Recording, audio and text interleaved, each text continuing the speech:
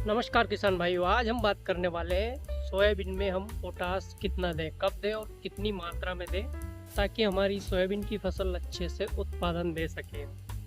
Soybean का महत्व potash का महत्व सोयाबीन के लिए बहुत ही होता है, क्योंकि सोयाबीन ही नहीं किसी भी फसल के लिए पोटास महत्वपूर्ण भूमिका अदा करता है, क्योंकि बिना पोटास के कोई भी पोषक तत्व अच्छे से काम नहीं कर सकते हैं।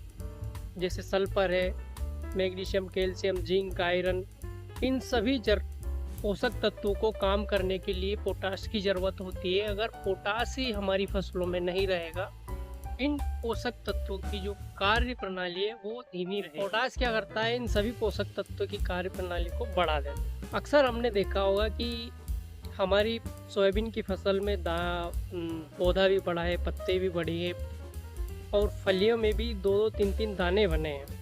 3 से 4 तक दाने बनते हैं सोयाबीन फसल में और फूल भी होता है। लेकिन जब हम सोयाबीन निकालते हैं और देखते हैं तो उनके दाने बहुत ही छोटे रह जाते हैं, महीन रह जाते हैं, थोड़े छोटे सिकुड़े हुए नज़र आते हैं।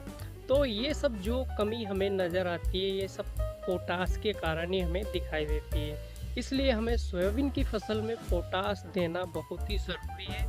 पोटास कई तरह से सोयाबीन की फसल में काम करता है। ये क्वालिटेटिव एलिमेंट भी कहा जाता है। ये किसी भी फसल की क्वालिटी बढ़ाता है। जैसे सोयाबीन के दाने की जो चमक होती है उसको इम्प्रूव करता है, उसको बढ़ाता है।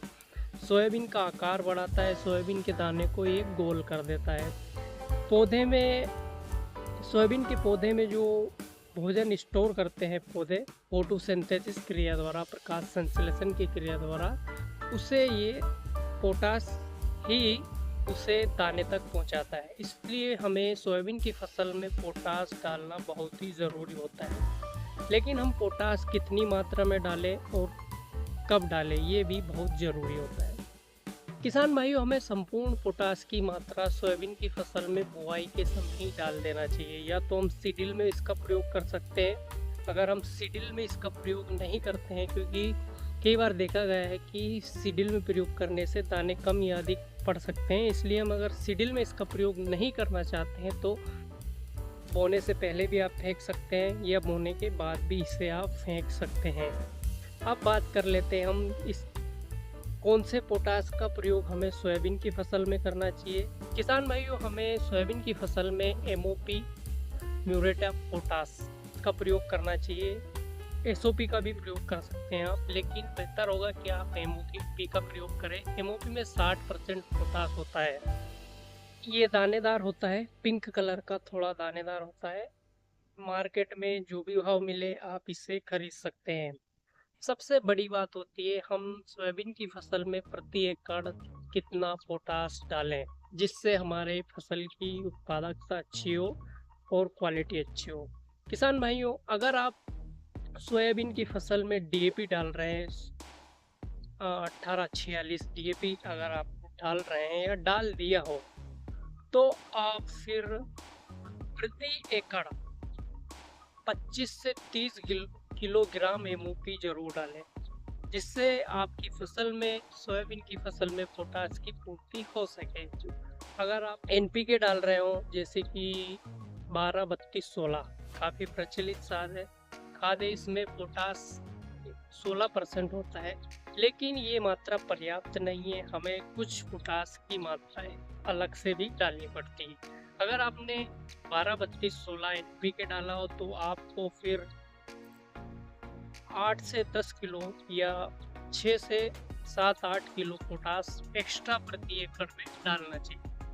अगर आपने 20-20-0-13 डाला हो तो भी आप 25 से 30 किलो पोटास प्रति एकड़ के हिसाब से डालें। या फिर आपने कोई भी खाद डाला हो, उस खाद में आप देखें कि कितने प्रतिशत पोटास है। उस खाद में आप देखें कि कितने प्रतिशत पोटास है। प्रति एकड़ पोटास की ज़रूरत सोयाबीन की फसल में 25 से 30 किलोग्राम होती है। जो कि आप MOP डालोगे तो 25 से 30 किलो MOP आपकी सोयाबीन की फसल में पोटास की पूर्ति कर देगा।